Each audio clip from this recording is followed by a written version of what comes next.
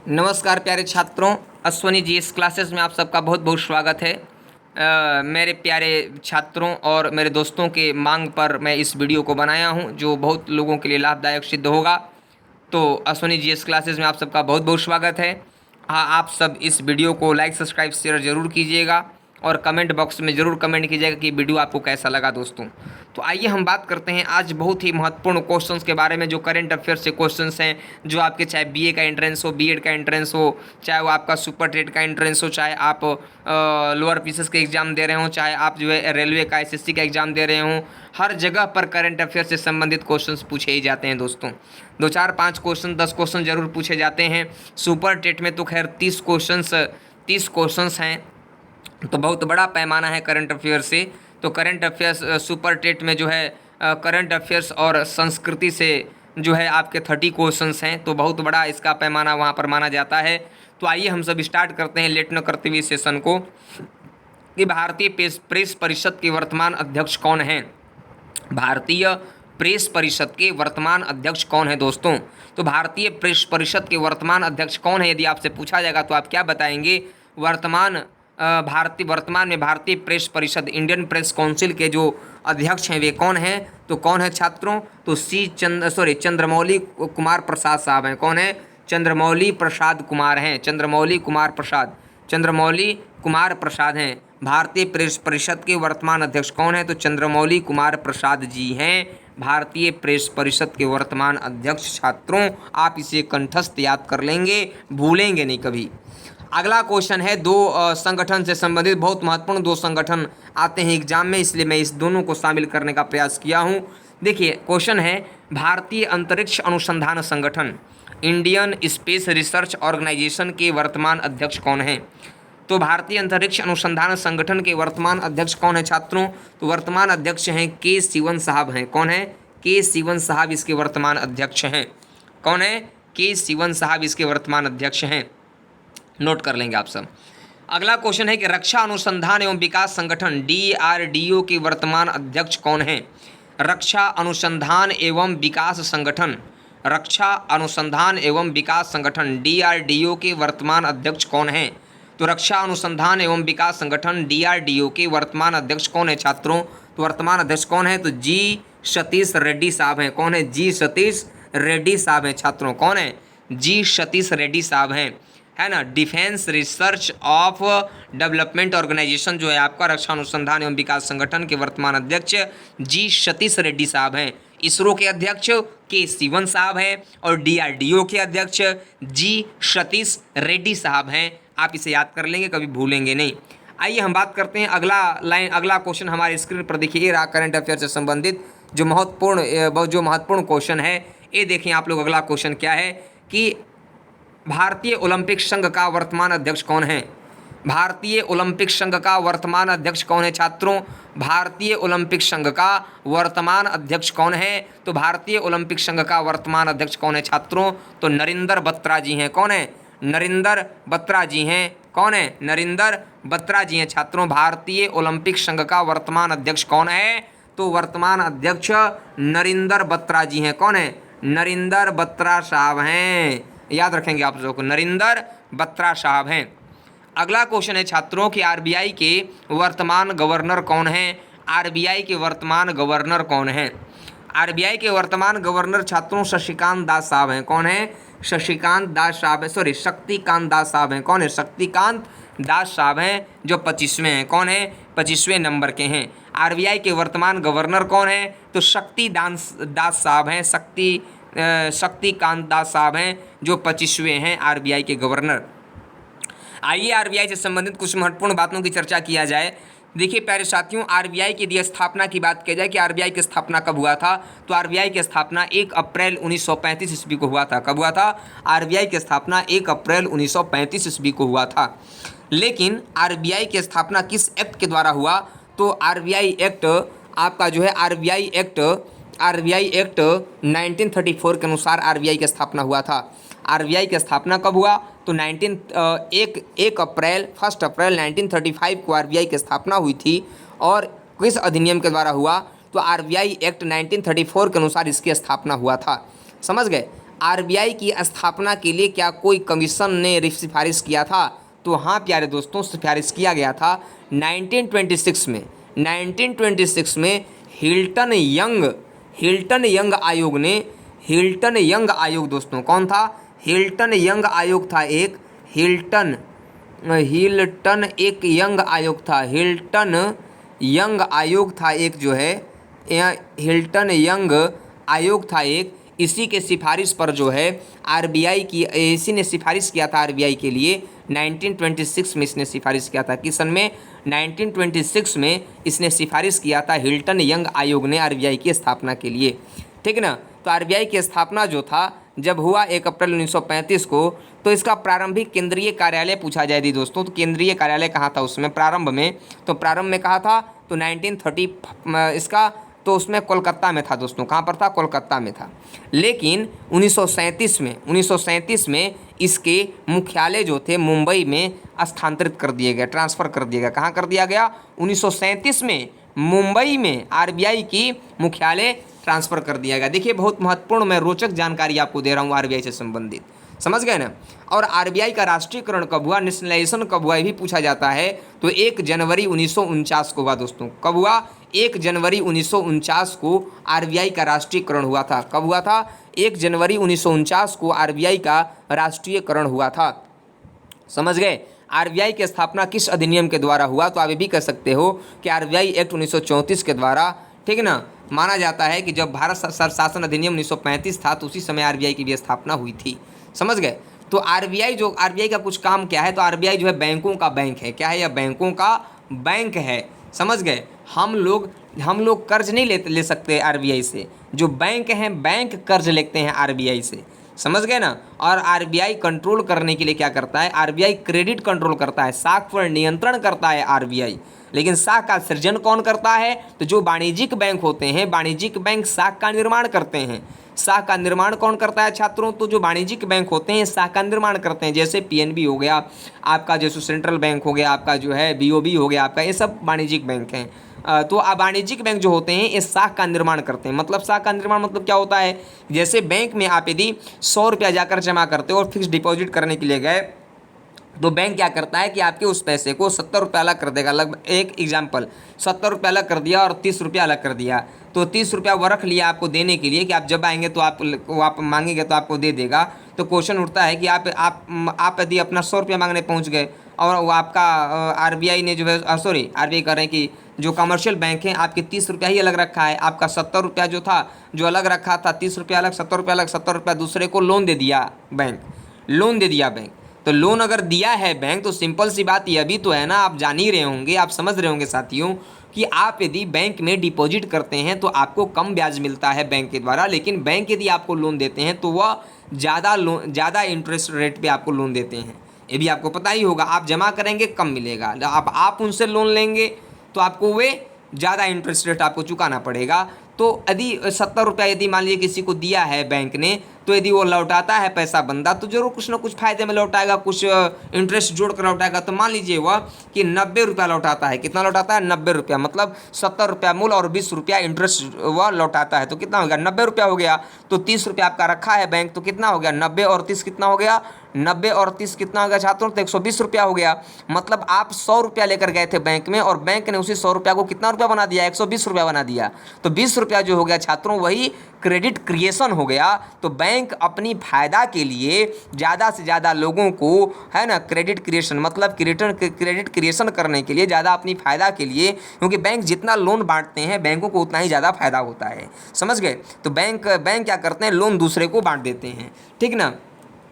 तब ये क्या होता है? तो आरबीआई जो है सो उसके ऊपर जब बैंक लोन जब ज़्यादा लोगों को बांट देते हैं, हाँ ठीक ना, जब बैंक ज़्यादा लोगों को लोन बांट देते हैं छात्रों या दोस्तों, तो क्या होता है कि लोगों के पास मुद्राएं चली जाती हैं ज़्यादा, लोगों के पास मुद्रा जाएगा जब मनी ज़्यादा हो जाएगा, स्वाभाविक सी बात है, तो मांग बढ़ेगी, मांग बढ़ेगा तो वस्तुएं महंगी होंगी। तो इन सब चीज़ों पर कंट्रोल करने के लिए आरबीआई जो है bank rate, repo rate, reverse repo rate, CRR, SLR के माध्यम से कंट्रोल करने का कार्य करती है। इन सब चीज़ों के बारे में हम लोग विस्तृत चर्चा करेंगे ही करेंगे, लेकिन यहाँ तक तो कम से कम इतना आपको विस्तृत जानकारी मैंने दिया। अभी आप इसे नोट कर लेंगे, क्योंकि एग्जाम के पॉइंट ऑफ व्यू से बहुत ही महत्वपूर्ण जानकारी मैंने आपको दिया। जैसा कि हमारे सेशन का एक बड़ी विशेषता बात है कि हम डिस्क्राइब करके चीज़ों को बनाते हैं। देखिए डिस्क्राइब तो होगा ही होगा, क्योंकि कॉन्सेप्ट, क्योंकि यहाँ नॉलेज आपको गेन करना है सुनी जीएस क्लासेज में, और आप यहाँ पर कॉन्सेप्ट और कंटेंट दोनों की क्वालिटी को, दोनों चीज़ों को लेकर के आप जाएंगे। मैं दोनों चीज़ों को आप लोगों को दूंगा, जिससे कि आप लोग अपने एग्ज़ाम के लिए बहुत ही अच्छे तरीके से,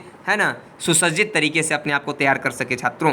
तो आइए हम बात करते हैं अब अगले क्वेश्चन की तरफ रुख करते हैं कि संयुक्त राष्ट्र संघ के वर्तमान महासचिव कौन हैं। संयुक्त राष्ट्र संघ के वर्तमान महासचिव कौन है छात्रों? तो संयुक्त राष्ट्र संघ के वर्तमान महासचिव कौन है? तो एंटोनियो गुटरेस साहब हैं, जो कहाँ के हैं? पुर्तगाल के रहने वाले हैं। कौन है? संयुक्त राष्ट्र संघ के यूएनओ के जो वर्तमान महासचिव हैं कौन है? वे एंटोनियो गुटरेस साहब हैं, जो कहाँ के हैं? पुर्तगाल के हैं। कहाँ के हैं? पुर्तगाल के हैं। एंटोनियो गुटरेस साहब हैं, ठीक ना, जो वर्तमान महासचिव हैं। ये बात आप लोग याद रखिएगा। तो संयुक्त राष्ट्र संघ के वर्तमान महासचिव कौन है? एंटोनियो गुटरेस साहब हैं, जो पुर्तगाल के रहने वाले हैं। देखिए संयुक्त राष्ट्र संघ जो है, इसका जो स्थापना था वह 24 अक्टूबर 1945 को हुआ था। यूएनओ की स्थापना जो हुआ था छात्रों, उसे आप लिख लेंगे कि 24 अक्टूबर 1945 को यूएनओ की स्थापना हुआ था।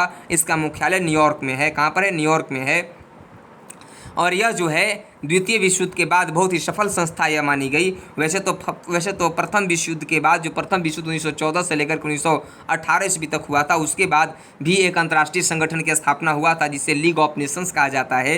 1926 के करीब लगभग इसकी स्थापना हुई थी, लेकिन यह संस्था असफल हो गया। यह संस्था काम नहीं करने पाई, ठीक ना। बड़े शक्तिशाली राष्ट्र जैसे अमेरिका वगैरह देश ही इसका साथ नहीं दिए, जिसके चलते यह असफल हो गया। तब जा कर के जो है सो क्या होता है कि तब इसके बाद क्या होता है, बहुत ही महत्वपूर्ण एक संस्था की स्थापना होती है, जो संस्था था आपका। तब फिर द्वितीय विश्व युद्ध हो गया, क्योंकि लीग ऑफ नेशंस असफल हो गया था। तो द्वितीय विश्व युद्ध होने के बाद 1939 से 1945 के बीच में द्वितीय विश्व युद्ध हुआ, सेकेंड वर्ल्ड वार हुआ।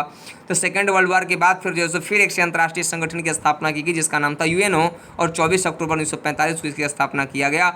यह इसका काम है कि विश्व के जितने भी राष्ट्र हैं उन सभी राष्ट्रों पर कंट्रोल करना, नियंत्रण रखना, ताकि एक शक्तिशाली राष्ट्र दूसरे शक्तिशाली राष्ट्रों का शोषण न कर सके, और जो गरीब राष्ट्र हैं उनकी सहायता की जा सके छात्रों। यही इसका उद्देश्य है। इसके 6 अंग हैं टोटल। एक महत्वपूर्ण इसका अंग है सिक्योरिटी काउंसिल। सिक्योरिटी काउंसिल में 5 परमानेंट मेंबर होते हैं। 5 परमानेंट मेंबर में अमेरिका आता है, रूस आता है, ब्रिटेन आता है, फ्रांस आता है, चीन आता है। ये 5 देश आते हैं। चीन को तो खैर नहीं मिल रहा था संयुक्त राष्ट्र संघ में सुरक्षा परिषद में अस्थायी सदस्यता नहीं मिल रही थी, वह मिल रहा था भारत को। लेकिन नेहरू जी जिस समय प्रधानमंत्री थे भारत के, नेहरू जी ने चीन को यह प्रस्ताव दे दिया, है ना। चीन के हाथ से, भारत के हाथ से छीन करके चीन के हाथ में चला गया, और वही चीन आज भारत को परेशान करता है। अंतर्राष्ट्रीय स्तर पर हमेशा भारत के विरोध में मत देता है जब भी वोटिंग होती है इंटरनेशनल लेवल पे। तो इस तरीके से संयुक्त राष्ट्र संघ के बारे में भी आपने कुछ सामान्य जानकारी को देखा। इसके अन्य ऑर्गेन्स भी होते हैं, जैसे आपने देखा वर्ल्ड बैंक है, IMF है ना, यूनिसेफ है, यूनेस्को है, बहुत सारे इसके ऑर्गेन्स भी हैं। तो इन सब का मुख्यालय वगैरह भी हम लोग पढ़ेंगे, क्योंकि वहाँ से भी स्थापना पढ़ेंगे, मुख्यालय पढ़ेंगे, क्योंकि अभी क्वेश्चन एग्जाम में आते ही आते हैं वहाँ से। तो एक एक करके हम सब चीज़ों को पढ़ेंगे। तब तक आप लोग इतने चीज़ों को याद रखें जितने चीज़ों को मैंने आपको अभी बता दिया। आइए हम बात करते हैं, अगला क्वेश्चन आपके सामने है छात्रों कि गुटनिरपेक्ष आयोग के वर्तमान अध्यक्ष कौन हैं। मेरे प्यारे दोस्तों, गुटनिरपेक्ष आयोग की जगह गुटनिरपेक्ष आंदोलन यूज करना ज़्यादा सटीक है। क्या है? गुटनिरपेक्ष आंदोलन। गुटनिरपेक्ष आंदोलन जो था छात्रों, गुटनिरपेक्ष आंदोलन जो है, इसके वर्तमान अध्यक्ष कौन है? गुटनिरपेक्ष आंदोलन के वर्तमान अध्यक्ष कौन है? इसे इंग्लिश में बोलते हैं नॉन एलाइड मूवमेंट। क्या बोलते हैं? नॉन एलाइड मूवमेंट इसे कहा जाता है। तो इसके अध्यक्ष हैं निकोलस मादुरो। कौन है? निकोलस मादुरो इसके अध्यक्ष हैं। कौन है वर्तमान अध्यक्ष इसके? निकोलस मादुरो साहब हैं। तो नॉन एलाइड मूवमेंट क्या था छात्रों, इसके बारे में थोड़ी जानकारी तो आपको जाननी ही होगी। तो देखिए, नॉन एलाइड मूवमेंट जो है आप जानना भी चाहेंगे। नॉन एलाइड मूवमेंट जो है द्वितीय विश्व युद्ध के बाद जब विश्व 2 खेमे में बट गया था, एक जो है अमेरिका के नेतृत्व में और एक जो है रूस के नेतृत्व में, तो भारत को भी ये दोनों वो गुट कह रहे थे कि आप भी शामिल हुई हमारे गुट में। तो भारत ने कहा कि नहीं, मैं किसी गुट में शामिल नहीं होंगे हम गुट का विरोध करते हैं, हम किसी भी गुट से निरपेक्ष रहेंगे, हम किसी भी गुट में शामिल नहीं होंगे छात्रों। ये इसका मोटो था। और तब जा कर के जो है गुट निरपेक्ष आंदोलन की स्थापना किया गया। अब 1961 में इसकी स्थापना किया गया था गुट निरपेक्ष आंदोलन का। 1961 में गुट निरपेक्ष आंदोलन की स्थापना किया गया था। इसका पहला जो बैठक हुआ था वह बेलग्रेड में हुआ था। कहाँ हुआ था? बेलग्रेड में इसका पहला हुआ था। और जकार्ता इंडोनेशिया इसका मुख्यालय है। कहाँ पर है? जकार्ता इंडोनेशिया इसका मुख्यालय है। इसके संस्थापक देशों में बात किया जाए तो भारत के नेहरू जी जो थे, कौन थे सदस्य थे? भारत के नेहरू जी थे। संस्थापक सदस्यों में भारत के नेहरू जी थे। मिस्र के राष्ट्रपति गमाल अब्दुल नासिर थे। कौन थे? गमाल अब्दुल नासिर थे। और यूगोस्लाविया के राष्ट्रपति जोसिप बरोज टीटो थे। जोसिप बरोज टीटो थे। और इंडोनेशिया के राष्ट्रपति सुकर्णो साहब थे। ये सब लोग मिल करके इसकी स्थापना किए थे, नॉन अलाइड मूवमेंट का, गुट निरपेक्ष आंदोलन का। इसमें 120 देश सदस्य देश हैं। 120 सदस्य देश हैं। 17 देश ऑब्जर्वर हैं। 17 देश का इसके ऑब्जर्वर हैं जो पर्यवेक्षक हैं। ठीक है ना। ये गुट निरपेक्ष आंदोलन के बारे में कुछ सामान्य जानकारी आपने देखा और लिख लेंगे आप लोग और समझ लेंगे। अब अगला क्वेश्चन आता है छात्रों, आपकी स्क्रीन पर देखिए। अगला क्वेश्चन आज का ये रहा, ओणम त्यौहार किस राज्य से संबंधित है? ओणम त्यौहार किस राज्य से संबंधित है? तो केरल राज्य से संबंधित है ओणम त्यौहार। छात्रों किस राज्य से है? ओणम त्यौहार जो है केरल राज्य से संबंधित है। किस राज्य से? केरल राज्य में ओणम त्यौहार मनाया जाता है। ये आप याद रखें। ओणम त्यौहार किस राज्य से संबंधित है? केरल राज्य से संबंधित है ओणम त्यौहार। एक आपका और क्वेश्चन महत्वपूर्ण आता है छात्रों, देखिए कि पोंगल त्यौहार किस राज्य से संबंधित है? तो पोंगल त्यौहार किस राज्य से संबंधित है पता है आपको? पोंगल त्यौहार गुजरात से नहीं है। गुजरात गलत मैं लिख दिया हूँ, गुजरात यदि है तो गुजरात से संबंधित भी एक क्वेश्चन में बता करके ही रहूँगा कि गुजरात में कौन सा त्यौहार मनाया जाता है। एक प्रसिद्ध त्यौहार का नाम बताइए। तो गुजरात का प्रसिद्ध त्यौहार है छात्रों एक रण त्यौहार। कौन सा है? गुजरात का एक प्रसिद्ध त्यौहार है रण त्यौहार। समझ गए? रण त्यौहार गलत मैंने लिखा था, लेकिन गलत में भी सही करने की कोशिश कर दिया। ये गुजरात त्यौहार, जो गुजरात राज्य है, यहाँ पर कौन सी त्यौहार मनाई जाती है? तो गुजरात का एक प्रसिद्ध त्यौहार है छात्रों कि रण त्यौहार गुजरात में मनाया जाता है। हमको देखना है पोंगल त्यौहार किस राज्य में से संबंधित है। तो पोंगल त्यौहार जो है छात्रों वह तमिलनाडु से संबंधित है। किससे संबंधित है? जो पोंगल त्यौहार है वह तमिलनाडु से संबंधित है। किससे संबंधित है? तमिलनाडु। पोंगल त्यौहार सेलिब्रेटेड ऑन तमिलनाडु से संबंधित है ना। किससे संबंधित है? तमिलनाडु से संबंधित है आपका जो है कि क्या? तमिलनाडु से संबंधित है आपका पोंगल त्यौहार। किससे संबंधित है? तमिलनाडु से संबंधित है पोंगल त्यौहार। छात्रों समझ गए? पोंगल त्यौहार ये रिलेटेड टू तमिलनाडु। समझ गए? पोंगल फेस्टिवल ये रिलेटेड टू तमिलनाडु। यहाँ पर एक जल्लीकट्टू होता है। जल्लीकट्टू एक खेल होता है जो पारंपरिक खेल है, जो पोंगल त्यौहार के समय ही खेला जाता है। जल्लीकट्टू एक पारंपरिक खेल है जो इसी समय खेला जाता है पोंगल त्यौहार के समय। इसमें बैल और इंसानों के बीच में लड़ाई की जाती है, लड़ाया जाता है। समझ गए? तो ये जो होता है आपका 2014 में इसी खतरनाक लड़ाई को देखते हुए सुप्रीम कोर्ट ने इसके ऊपर प्रतिबंध लगा दिया था। किस सन में? 2014 ईस्वी में सुप्रीम कोर्ट ने इसके ऊपर प्रतिबंध लगा दिया था। समझ गए? प्रतिबंध लगा दिया था सुप्रीम कोर्ट ने इसके ऊपर। और जब सुप्रीम कोर्ट ने प्रतिबंध लगा दिया था तो फिर से लेकिन संस्कृति वगैरह को ध्यान में रखते हुए इसे स्टार्ट कर दिया गया लोगों की मांग को देखते हुए। आइए हम बात करते हैं। अगला क्वेश्चन हमारी स्क्रीन पर देखिए ये रहा कि ऑपरेशन बंदर किससे संबंधित है? ऑपरेशन बंदर किससे संबंधित है? ऑपरेशन बंदर तो बहुत सारे ऑपरेशन जो होते हैं हमारी सेनाओं के, उससे भी क्वेश्चंस पूछे जाते हैं एग्जाम में, है ना। बहुत सारे क्वेश्चंस पूछे गए हैं। तो देखिए जो आपका ऑपरेशन होता है, और ऑपरेशन की हम चर्चा करेंगे बाद में, है ना। तो ऑपरेशन होता है जैसे बालाकोट स्ट्राइक कोड से संबंधित है ऑपरेशन बंदर। ऑपरेशन बंदर किससे संबंधित है? तो बालाकोट स्ट्राइक का कोड था ऑपरेशन बंदर। बालाकोट स्ट्राइक कोड का क्या था छात्रों? तो बालाकोट स्ट्राइक का कोड क्या था? तो ऑपरेशन बंदर। ऑपरेशन बंदर क्या था? तो बालाकोट स्ट्राइक का कोड था यह एक। इसे आप लोग याद कर लेंगे। अगला बहुत ही महत्वपूर्ण क्वेश्चन है प्यारे साथियों, बहुत ही फेमस क्वेश्चन है, बहुत ही फेमस क्वेश्चन कि ऑस्ट्रेलियाई ओपन 2020, ऑस्ट्रेलियाई ओपन 2020 में पुरुष एकल का उप विजेता कौन रहा? देखिए विजेता ही नहीं पूछ सकता है, उप विजेता भी पूछ सकता है। तो पहला नंबर तो जानने की आवश्यकता यह है कि ऑस्ट्रेलियाई ओपन किस खेल से संबंधित है। ऑस्ट्रेलियाई ओपन किस खेल से संबंधित है? तो ऑस्ट्रेलियाई ओपन 2020 में जो हुआ, जी हाँ, ऑस्ट्रेलियाई ओपन किस खेल से संबंधित है? तो यह संबंधित है छात्रों टेनिस से संबंधित है। किससे संबंधित है? टेनिस से संबंधित है ऑस्ट्रेलियाई ओपन। तो ऑस्ट्रेलियाई ओपन 2020 में पुरुष एकल का उप विजेता कौन रहा? तो उप विजेता कौन था छात्रों? आप यहाँ पर देख रहे हैं दोस्तों, यहाँ पर लिखा हुआ है कि उप विजेता कौन था। तो डोमिनिक थिएम जो थे, जो ऑस्ट्रिया के रहने, कभी कभी ये भी पूछता है कि एक खिलाड़ी कहाँ के रहने वाले हैं या एक खिलाड़ी किस खेल से संबंधित हैं, कौन सा खिलाड़ी इनमें से टेनिस खेल से संबंधित है, ऐसा क्वेश्चन भी पूछ सकता है। तो ऑस्ट्रेलियाई ओपन किस खेल से संबंधित है, ये भी क्वेश्चन पूछता है, तो टेनिस से संबंधित है। ऑस्ट्रेलियाई ओपन 2020 में पुरुष एकल का उप विजेता कौन था, है ना? उप विजेता कौन था छात्रों? तो डोमिनिक थिएम था, जो ऑस्ट्रिया का था। कहाँ का था? ऑस्ट्रिया का था, डोमिनिक थिएम था। समझ गए? तो हम लोग थोड़ा सा इसकी विजेता को भी तो जानकारी रहनी चाहिए ना। देखिए, कोई भी ग्रैंड स्लैम होते हैं, टेनिस में ग्रैंड स्लैम होते हैं, जैसे ऑस्ट्रेलियाई ओपन हो गया, फ्रेंच ओपन हो गया, विंबलडन हो गया और यूएस ओपन हो गया। कौन कौन हो गया? ऑस्ट्रेलियाई ओपन हो गया, ऑस्ट्रेलियाई ओपन हो गया आपका, जो है विंबलडन हो गया आपका, है ना, फ्रेंच ओपन हो गया, ठीक है ना। तो 4 ग्रैंड स्लैम होते हैं। इन चारों ग्रैंड स्लैम में से आपको याद करना रहता है, क्वेश्चन पूछे जाते हैं इसमें। एक ग्रैंड स्लैम में कितने होते हैं खेल? तो महिला एकल होगा, पुरुष एकल होगा, है ना, महिला युगल होगा, पुरुष युगल होगा और फिर मिक्स्ड डबल होगा। समझ गए आप सब? इतने होते हैं। अब इन सब का विजेता उपविजेता का नाम याद करना रहता है। तो मतलब करंट अफेयर्स की सिलेबस बहुत ज़्यादा होता है, बस याद करना रहता है। तो आप लोग याद करते चलेंगे एक एक करके। ऑस्ट्रेलियाई ओपन 2020 में पुरुष एकल का विजेता कौन था? पुरुष एकल का उप विजेता कौन था? तो उप विजेता डोमिनिक थिएम था। कौन था? डोमिनिक थिएम था छात्रों। लेकिन हम बात करेंगे विजेता की भी, हम बात करेंगे कि विजेता कौन था, है ना। तो विजेता कौन था? तो विजेता जो था इसका छात्रों, ऑस्ट्रेलियाई ओपन 2020 में पुरुष एकल का विजेता कौन था? नोवाक जोकोविच था। कौन था? विजेता कौन था? विजेता था नोवाक जोकोविच, जो सर्बिया का रहने वाला था। सर्बिया का नोवाक जोकोविच सर्बिया का है ना। बहुत बार इसने भी ऑस्ट्रेलियाई ओपन जीता है। तो नोवाक जोकोविच जो था ऑस्ट्रेलियाई ओपन 2020 का विजेता था। लेकिन पूछा गया है उप विजेता, तो विजेता कौन था? तो डोमिनिक थिएम था छात्रों। कौन था? डोमिनिक थिएम था। समझ गए?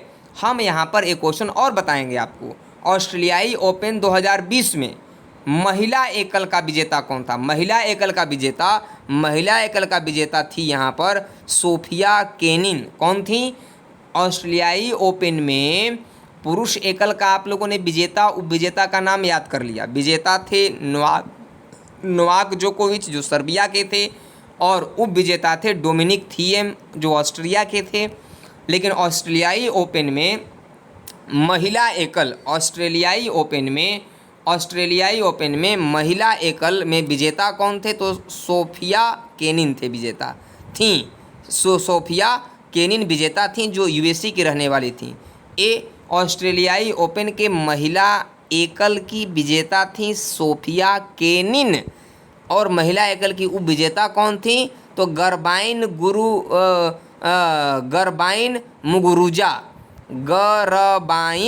मुगुरुजा स्पेन की थी ये, जो उप विजेता थी। ठीक ना, गरबाइन मुगुरुजा उप विजेता थी ऑस्ट्रेलियाई ओपन में महिला एकल की, जो स्पेन की थी। विजेता कौन थी? सोफिया केनिन थी विजेता, जो यूएसए की रहने वाली थी। समझ गए? इतने आप व्याख्या करके चीज़ों को याद करते चलेंगे। अगला क्वेश्चन है, आप देख रहे हैं आईसीसी अंडर 19 क्रिकेट विश्व कप 2020 का विजेता कौन था? आईसीसी अंडर 19 क्रिकेट विश्व कप 2020 का विजेता कौन था? क्रिकेट से संबंधित है। तो इसका विजेता था छात्रों बांग्लादेश। कौन था? विजेता कौन था? बांग्लादेश इसका विजेता था। कौन था? विजेता बांग्लादेश था, और उप विजेता भारत था। जो यह आयोजन जो था आईसीसी अंडर 19 क्रिकेट विश्व कप 2020 का आयोजन दक्षिण अफ्रीका में हुआ था। विजेता बांग्लादेश रहा और उप विजेता भारत रहा छात्रों। कौन था? उप विजेता भारत था।